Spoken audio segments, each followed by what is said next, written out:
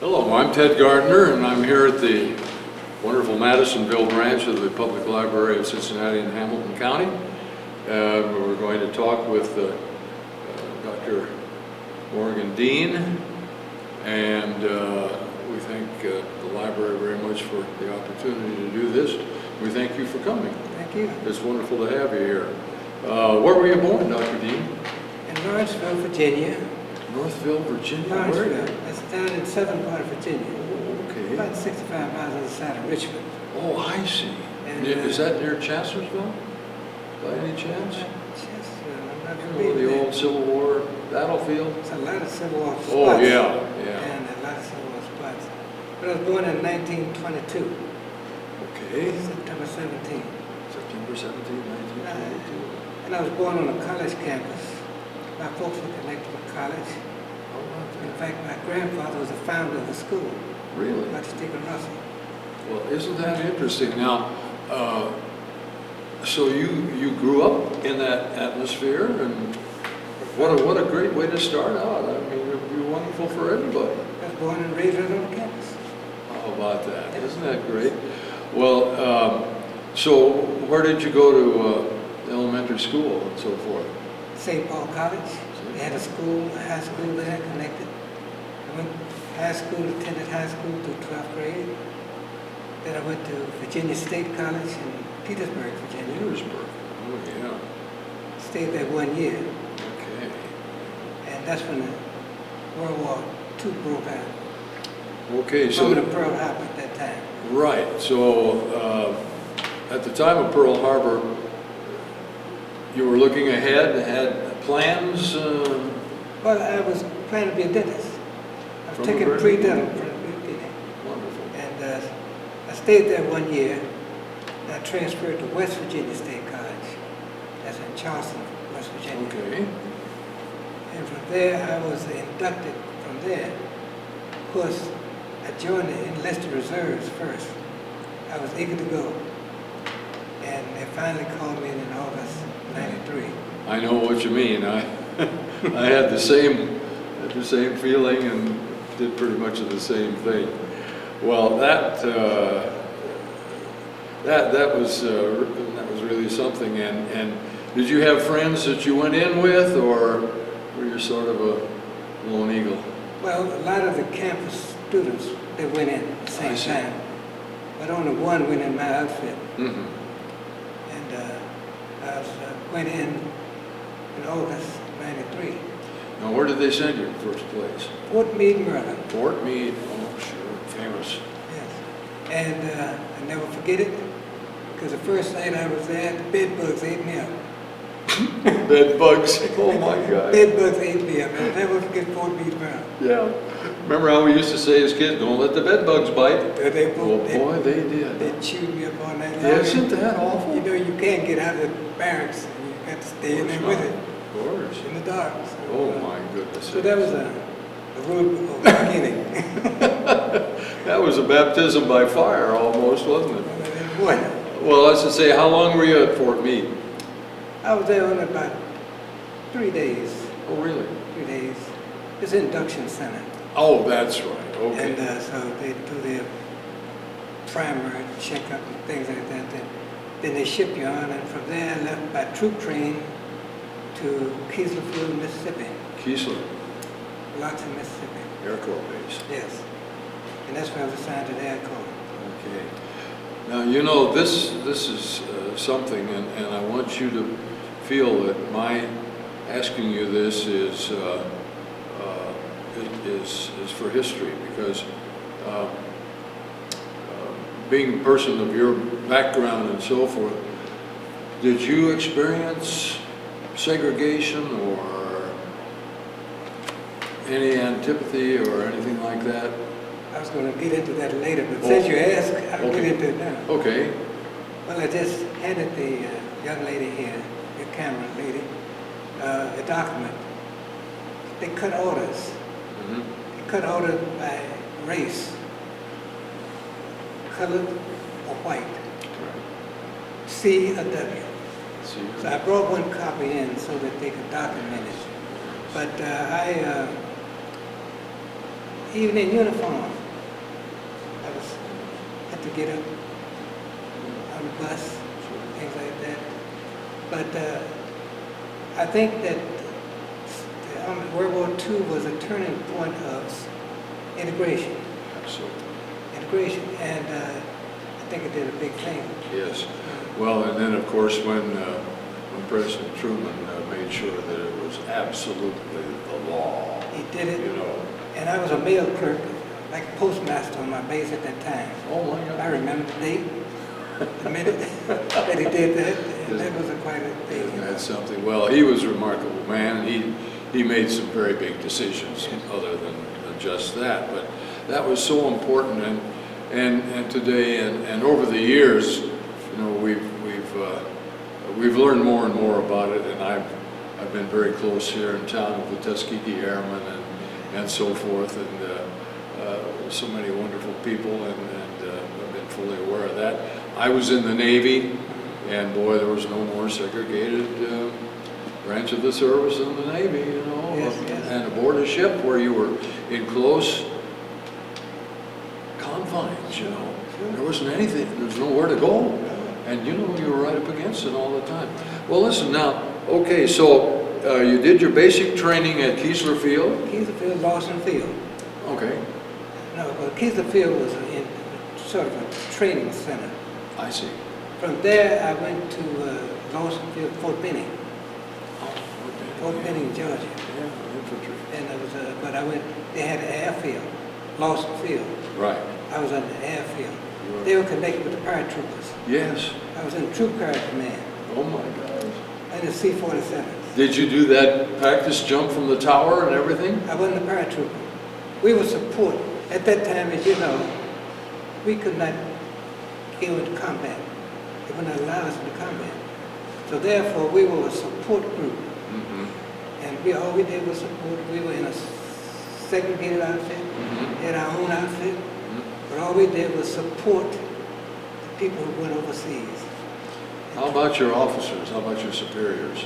We had 2 white officers, commander officer and adjutant.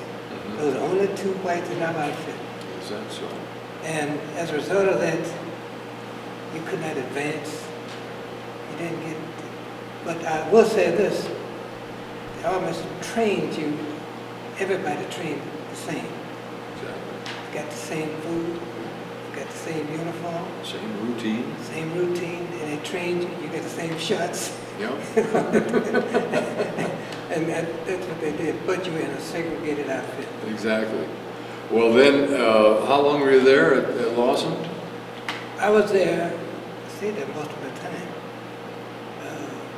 I left there, went to, because I was in the enlisted reserves, and I thought I had enough points, and they thought I had enough points to be discharged. Yeah. So they sent me to Virginia, Air Base in Virginia, Sands, Virginia. And they found out I didn't have enough points. So I stayed there for the rest of the time. Uncle Sam wants you. A couple of months. And while I was there, I got an upgrade in rank. Good. Just a few months. But I showed you a camera lady coming in a letter that my commanding officer wanted me to come back to that outfit. I could have gone back, but it was time for me to get out. So then, when it was time for me again, they lowered the points again, I went to Fort Breckenridge, no, Atterbury, sorry, my memory. Indiana. That's where I was discharged from. Oh, I see. Well, the experience that you had, do you think it strengthened you in any way, personally and so forth, and helped prepare you for your future life as a scientist and a dentist? I'm sure. I'm certain of it. Good. Because you see, by being in the service, I got the benefit of GI Bill. Yes. And I went through last year college GI Bill, first 2 years in dental school GI Bill. Of course, I worked my way through the post office and one thing and another, but that was a very rewarding. Yes. And I really enjoyed the service because my second year in the service, I was home 195 days of it. on furlough, That's not leave. bad. We would do a fallout dress parade on Saturday mornings. Mhm.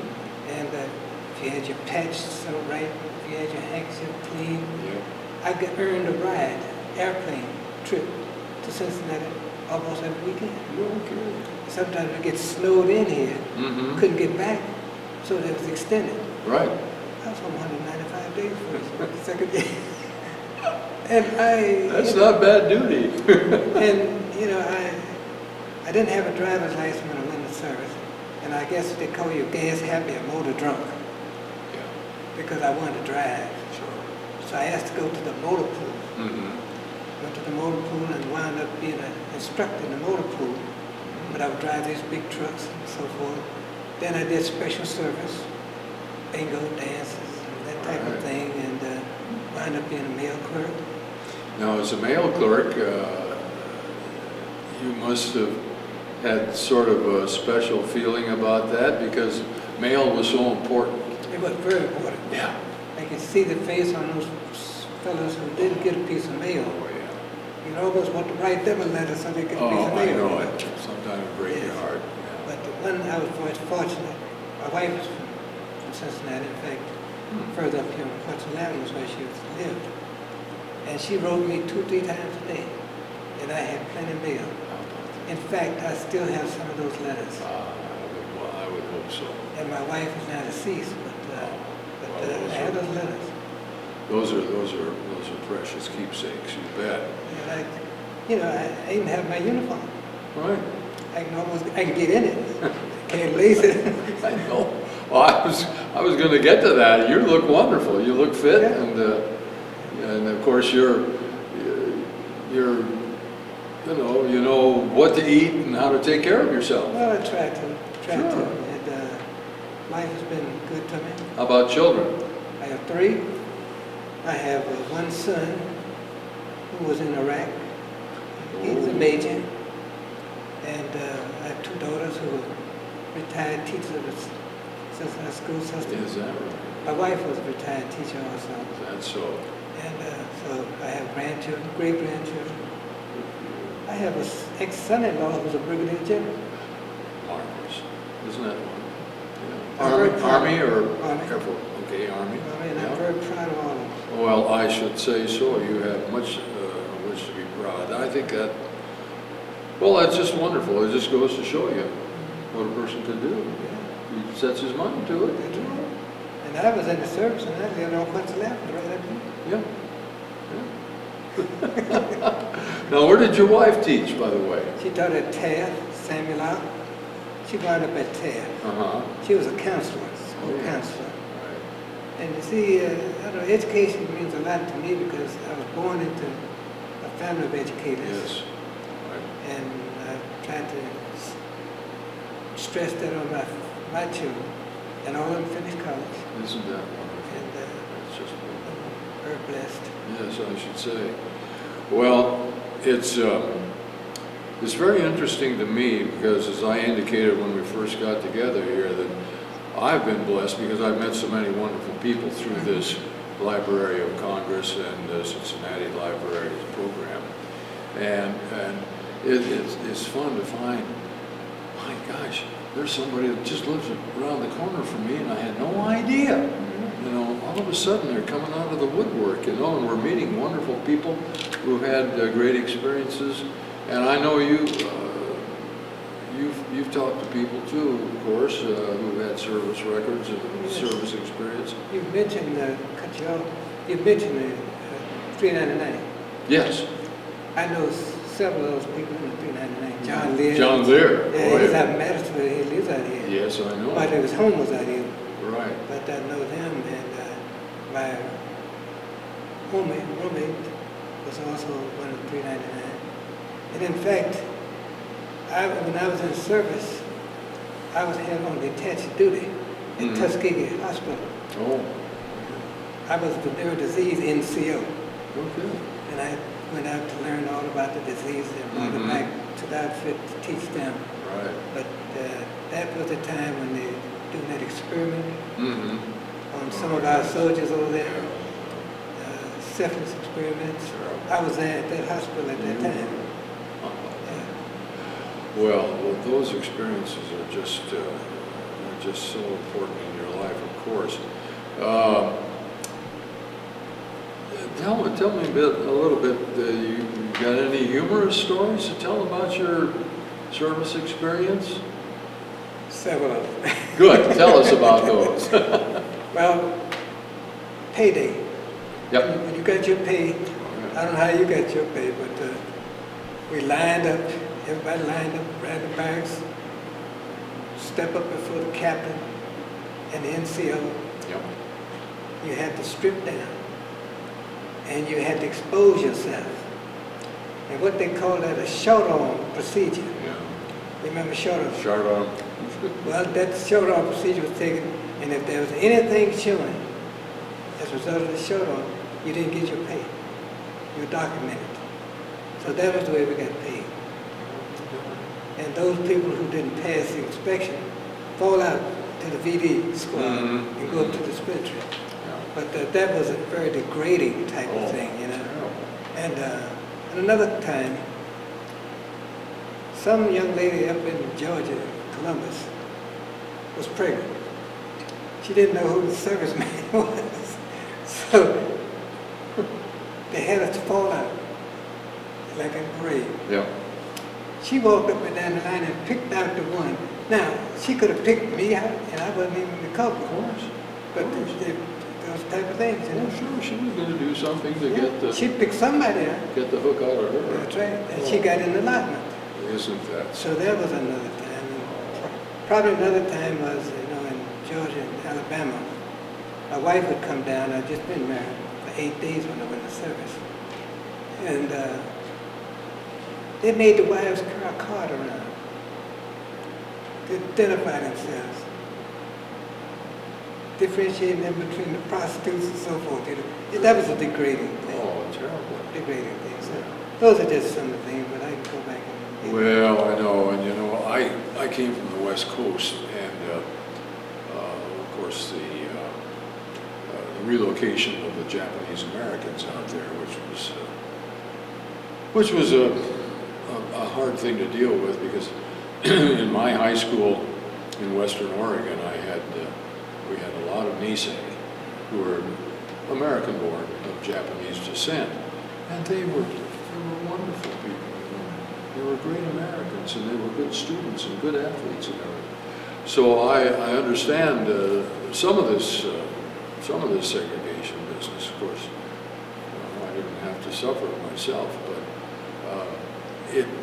it reflects on, of course, it reflects on our country, but that's history, and hopefully we've improved. We've learned something. Don't you feel like maybe we have?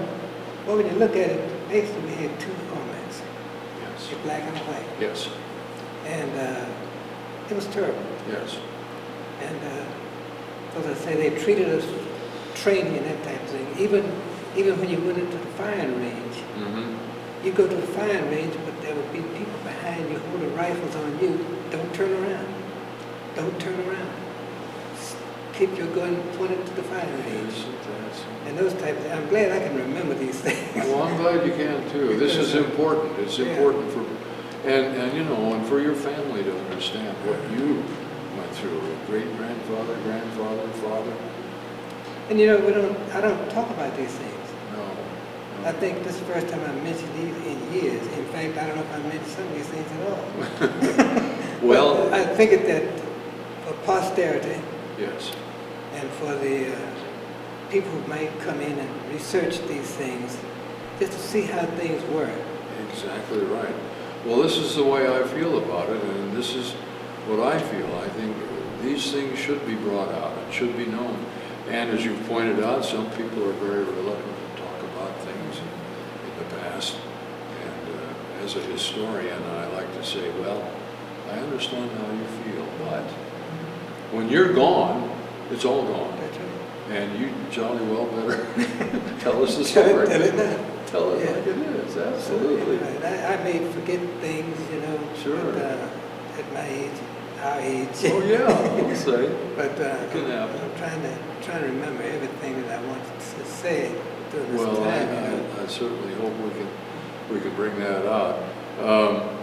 Going back to your basic training, what about the physical aspect of your basic training?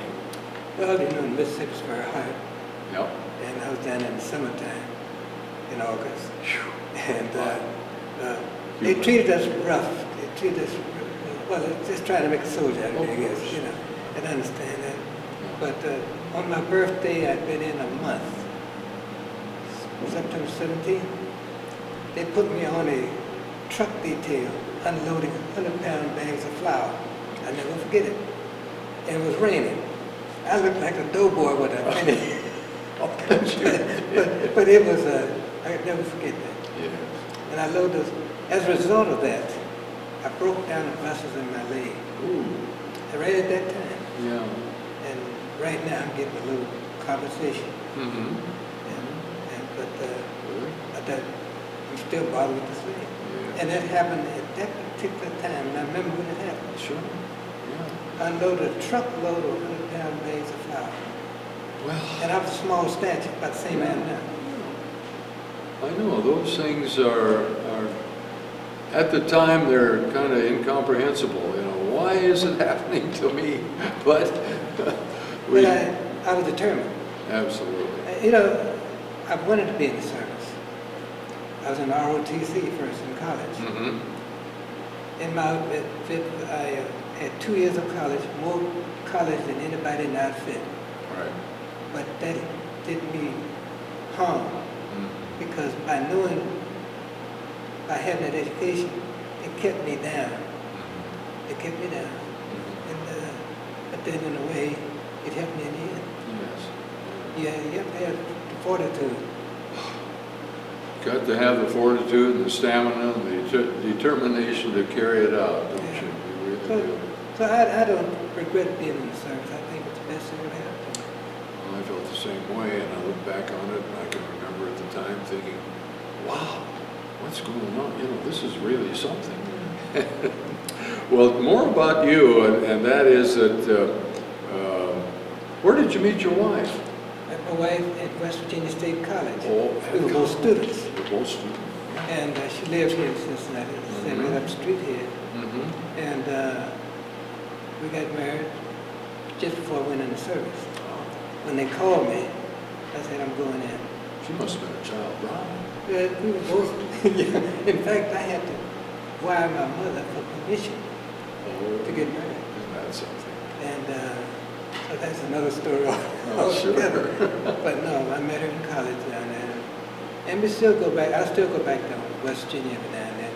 In fact, 2 of my children went to West Virginia State College. Really? Finished there. And you say that's in Charleston? Charleston, West Virginia, about 200 miles from here.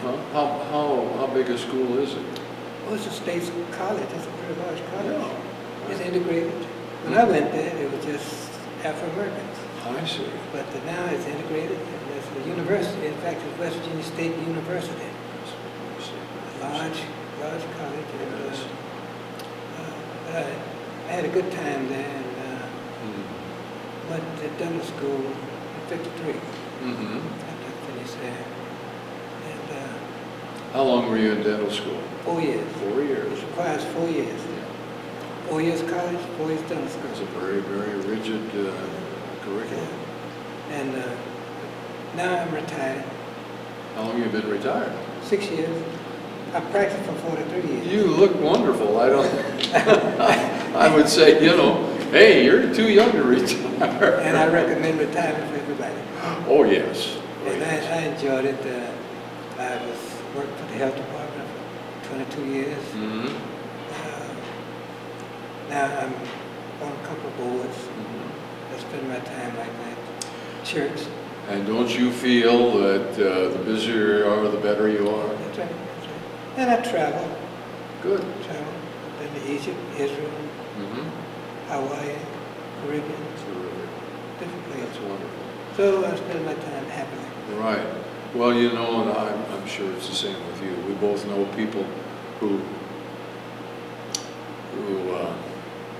shall we say, just don't kind of keep up as they grow older. Yeah. They get lazy or they just don't have the will to be involved, Yes. so to speak. Well, you must be involved. You need to give back Yes, what you've received. exactly. And it's a certain amount of gratification in that. Yes. And Did your parents live a long time? my father died at 32. Oh my goodness. He had cancer. He was a physician. Uh-huh. And he died, my mother died, she was 75. Uh-huh. And most of my people lived in the 70s, Yeah, I things see. like that, you know. But Goodness sakes, well then you were just a youngster when your father died. 6. I had 3 brothers. I was 6, my youngest brother 3, the oldest brother 9. I see. Oldest brother was also a physician Mm-hmm. up in Washington, D.C., gynecologist. So we've enjoyed life. Yes, I should Worked say. hard, enjoyed life. Do you have family reunions and that sort of thing? We have them, but sometimes I don't go to all of them. You know. They're youngsters now, except the older ones. I know. But I don't get to go. When I was working 5 different jobs, Mm-hmm. different places, Right, in dentistry. yes. And so I was busy trying to get 2 kids through college Mm-hmm. when I first got out. Mm-hmm. And then I put all 3 through college. So I had to hustle. You've had tremendous accomplishments. I think it's just wonderful, Dr. Deane. And what a pleasure it is to be able to speak with you. Well, did you have any desire to be shipped overseas or anything like that in the service? I applied for OCS, officer training. Yeah. They turned me down because the outfit, they didn't want me to move. I applied for They Tuskegee. Yeah. I applied to get into paratroopers. Uh-huh. Well, they wanted you where they had you. They recognized your value. I don't know if it was that much, but they didn't want me to advance. They hold you down. Isn't that something? They want me to advance. Yeah. But I guess it's all right. As I said, we couldn't do combat. That might have saved my life. Could have. Could well have. But I wanted to get into combat. That's what I wanted. Right, of course. Well, I think everyone did. Everyone wanted to be able to say, you know, I did this or something else. Incidentally, speaking about young African American officers in the Navy, right after the end of World War II, they started training young black men to be officers, and they allowed them to go to the Naval Academy and things like that. There was a group, maybe you've read about them, and they were called the 14. And they were the first black Navy men to be commissioned officers. And they were an outstanding, of course, they were an outstanding group of young men. And I saw in the paper recently, oh, it's been about 3 months ago, the last one of those 14 died. Is that right? Yeah. Well, you said outstanding. They have to be super outstanding Oh, yeah. in order To to overcome. To overcome. Sure. To do it. You Get know, over that, you have to do it. get over that obstacle. And I think back about Dory Miller, who was out there in Hawaii at the time of the attack. Yes. And he manned the gun and had no training. Yes. He was a cook. I know it. He was a cook. Just an amazing story, absolutely. Well, you know, eventually he got his honors. You Yes, know. oh, yeah, finally got Unfortunately, it. it didn't happen while he was still alive. They you come know. right away. I know. It It was is a battle. It was a battle. Have you been to Pearl Harbor? Yes. Visited the Arizona and so Yes. forth? Right there, and Wonderful. I got in a submarine. Uh-huh. Fin, what's that, the fin, or what it is? Oh. Bowfin. Bluefin. It was bowfin. Yeah. Okay, bowfin. Yeah. Yeah, I got down in there and I acted like a sailor and Isn't that fun? I operated. Yeah. gun Sure. on the tank. Turn the wheels and everything. Yeah. So Well, that was a nice experience. yeah. Well, that's interesting because the Bluefin is in Portland, Oregon right now. They saved her. They saved her.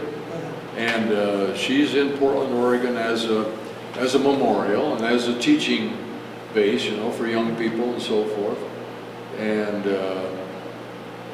I'm a member of the Cincinnati Council of the Navy League of the United States, which is really a civilian organization, which was started by Theodore Roosevelt in 1903 to support the sea services.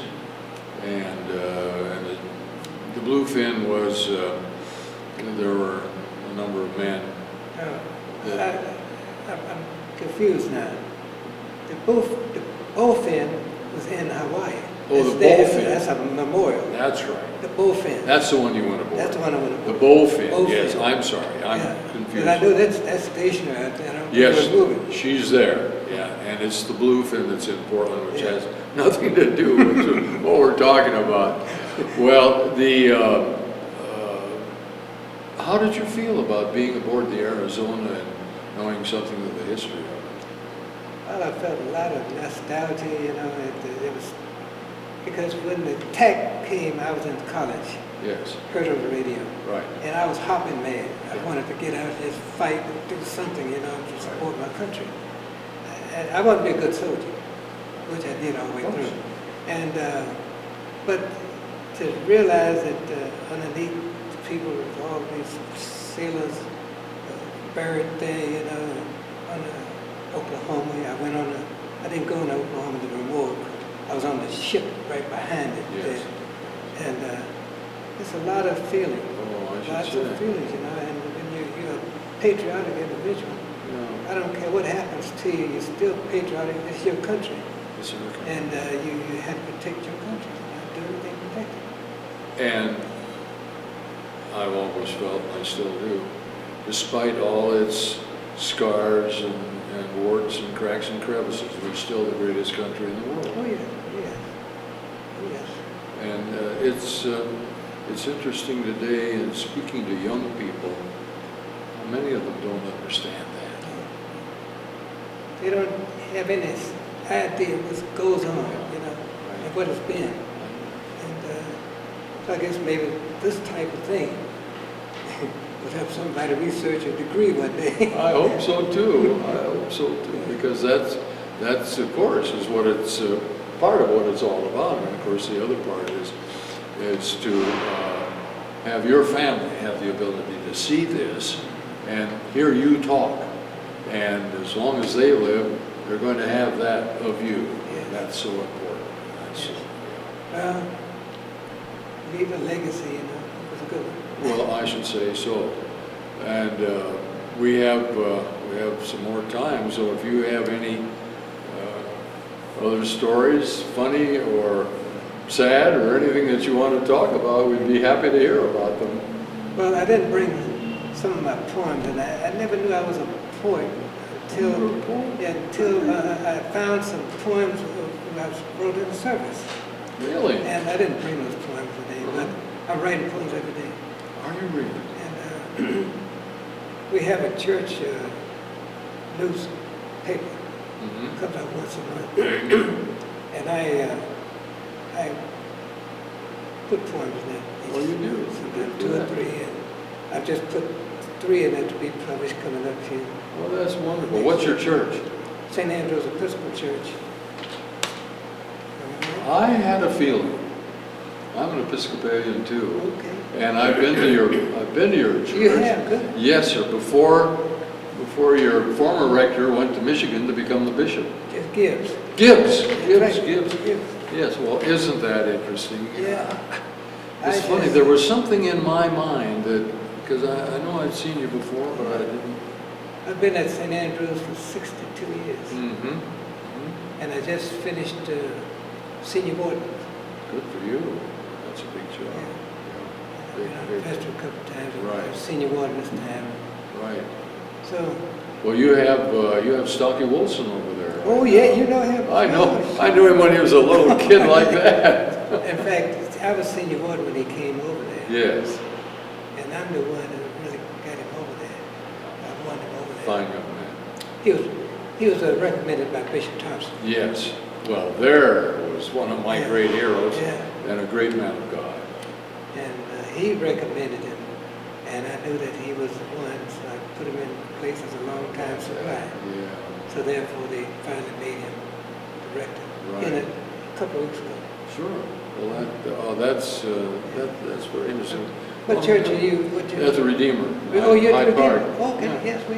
You may remember about 6 or 7 years ago, we had a summer, not a jubilee, but you know what I mean, under the tent over there. Oh, yes, sure. And your parish and our parish did that together.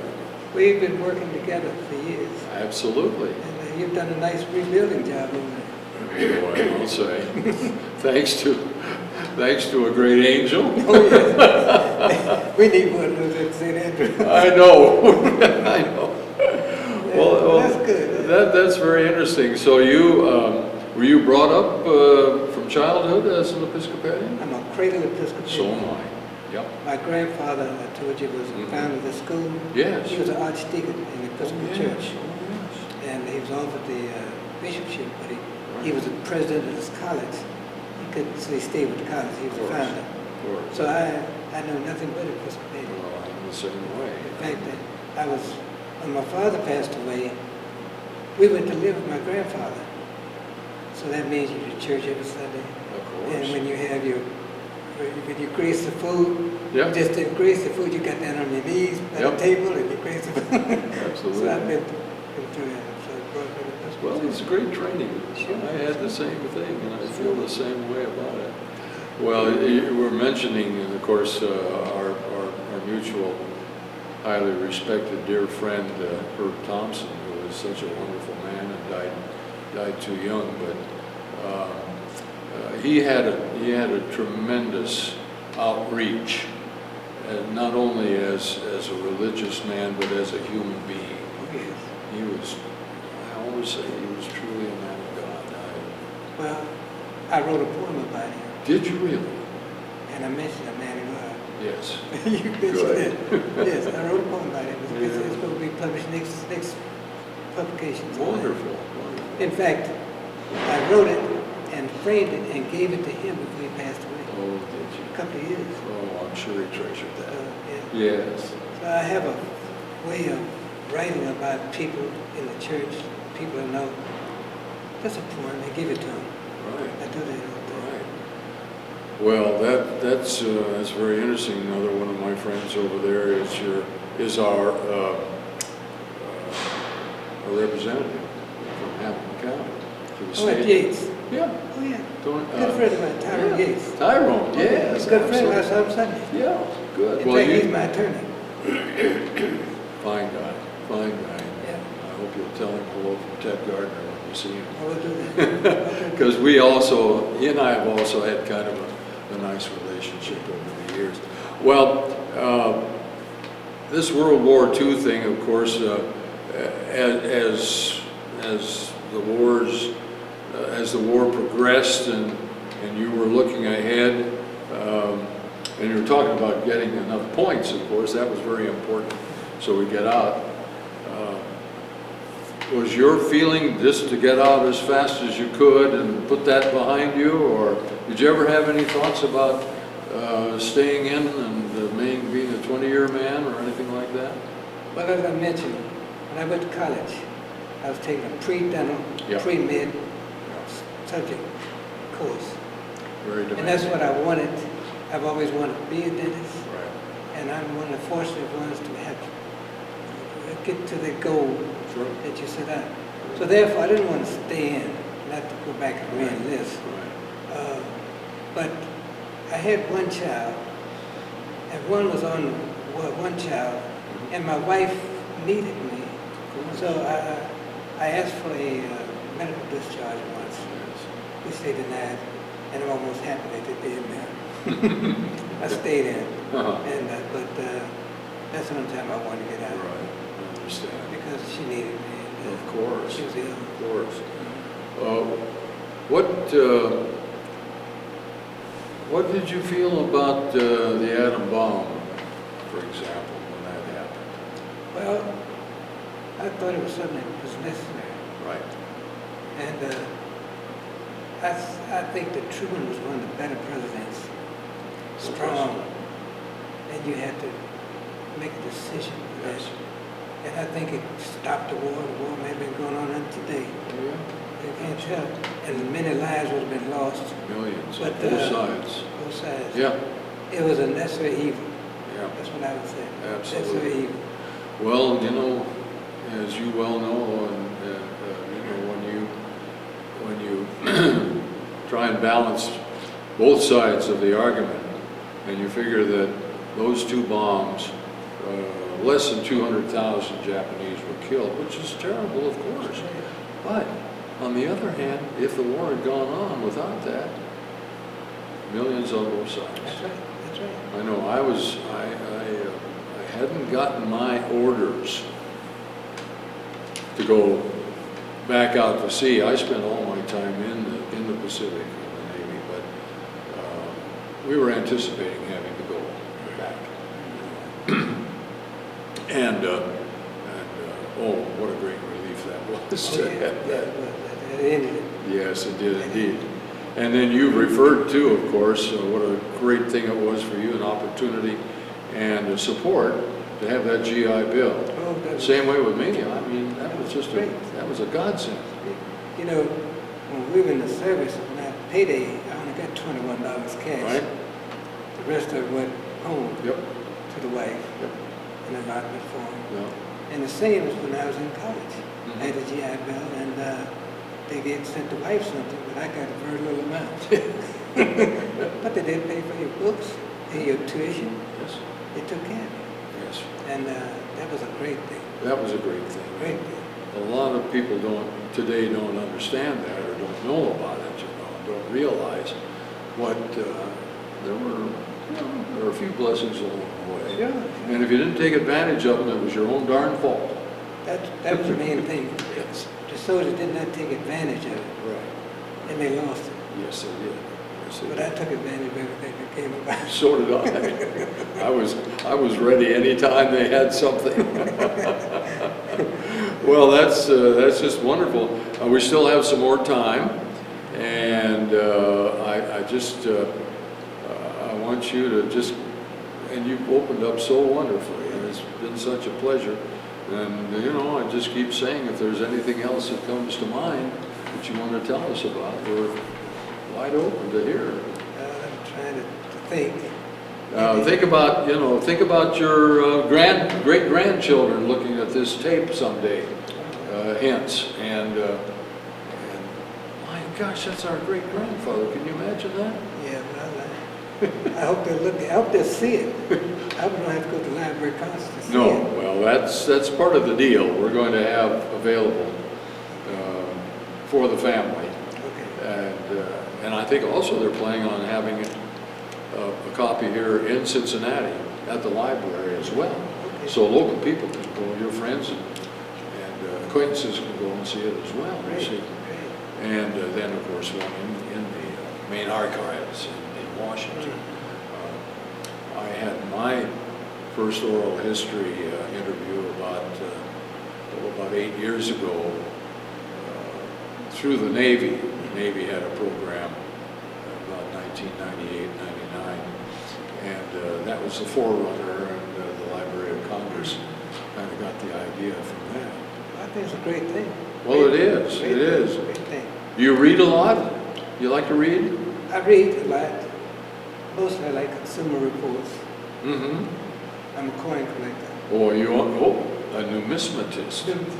That's right. And I read coin books, you know, and, Yeah. things like that. Right. And I like some novels. Uh-huh. I'm not just a real. How about history? I like history. Yeah. I look at the History Channel on TV all the time. Isn't it? That is really And something. I Yes. read history.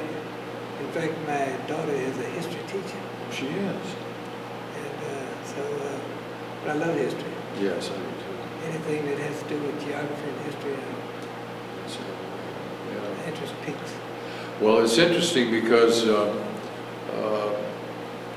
farther along we get after World War II, because as you probably know, there was there was a War Secrets Act that extended out 30 years, and the idea was that 30 years period was to protect the people, you know, who might have, you know, not performed quite admirably as well as they should have, and because, you know, as well as we do, as I do, that there were many bad mistakes made.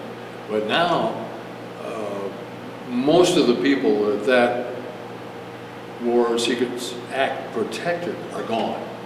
And so now they've loosened up. And there are more and more great books coming out. Authors are being able to have access to the archives now that they didn't have before.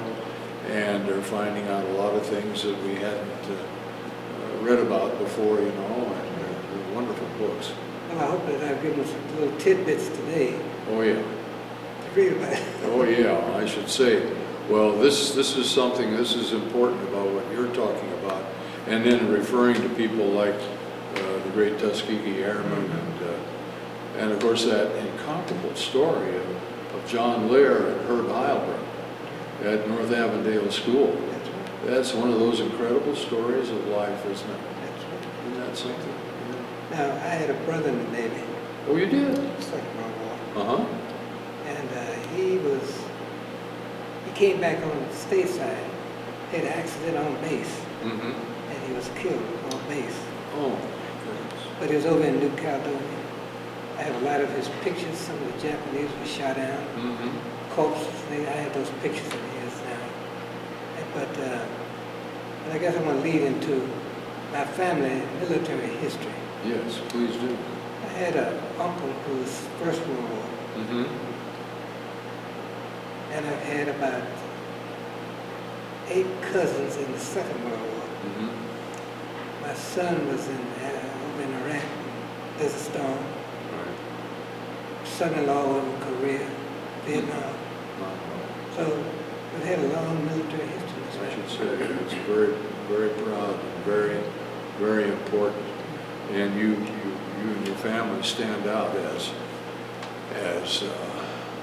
examples to, you know, it might not be for everybody, but you're an example to younger people to show what it means to be an American. Oh, yeah. And, okay, so we had obstacles, and you overcame them, and you thrived, and you've been a success. You're a community leader in your church and everything, and I just compliment you on that.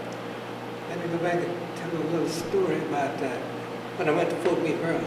Yeah, We left Cincinnati. okay. My wife went with me, and we've been married 5 days. She had a nice white dress on. We got on the train down at the terminal. You know, at that time, we had a segregated car. Mm-hmm. The good train was in the rear, and the worst train was up in the front. Yeah. And the smoke, we didn't have air conditioning. The smoke came in the window. Mm-hmm. When she got to Washington, she had her dress was the same color as your sister. Soil, oh my goodness. And that was Yeah. go through that. Yeah, That's- another insult, yeah, Yeah. but that, I know, I can remember aboard ship, the African-American sailors were all assigned to be stewards and cooks, and that's a, The supply people. yeah, supply people. And But- but it was necessary. Somebody had to do it. Well, somebody had to do it, that's exactly right. Somebody- And I just wanted to get this in because I was on 3 different ships, but my last ship, which was very, very badly damaged in the Battle of Leyte Gulf in the Philippines,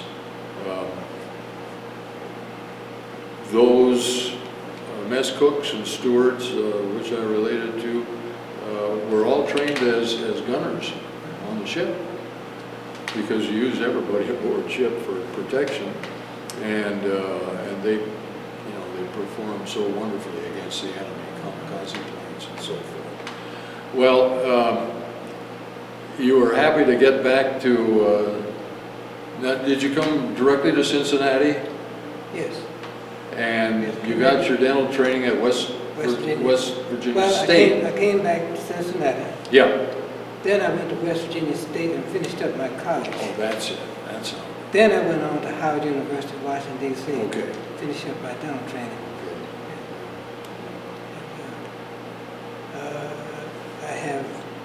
I passed Virginia board. I passed Ohio board. Mm-hmm.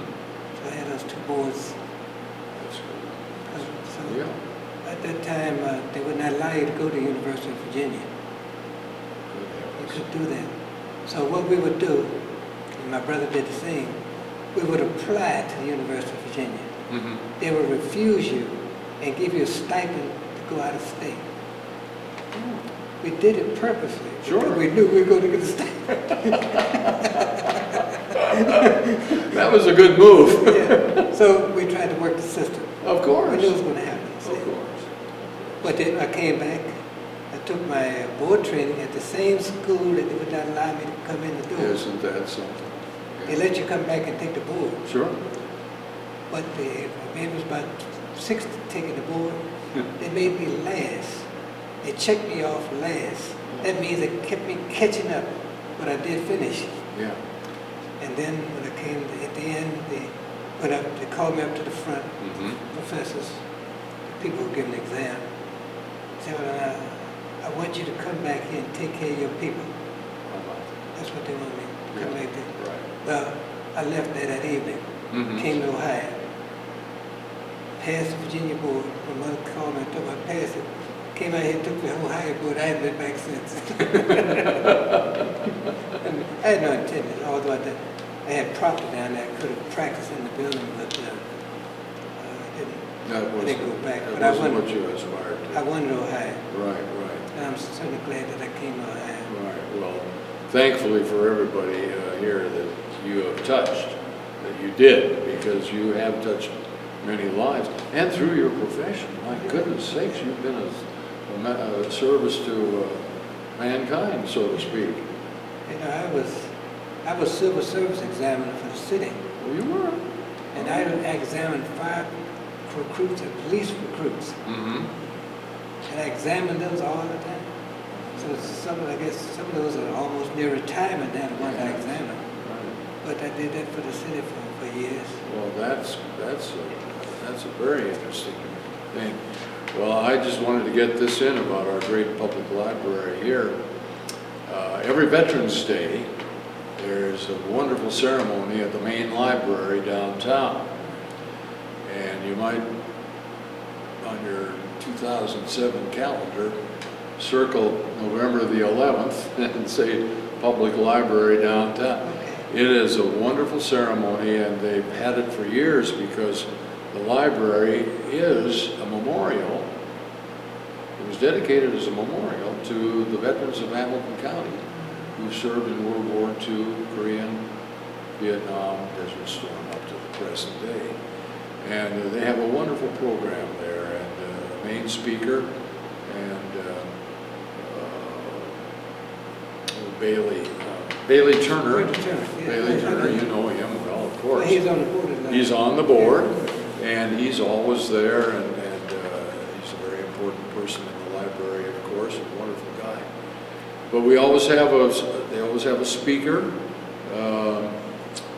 who's had war experience, and they have a presentation of memorial wreaths by different organizations like the Gold Star Mothers and the Pearl Harbor Survivors Association and so forth and so on.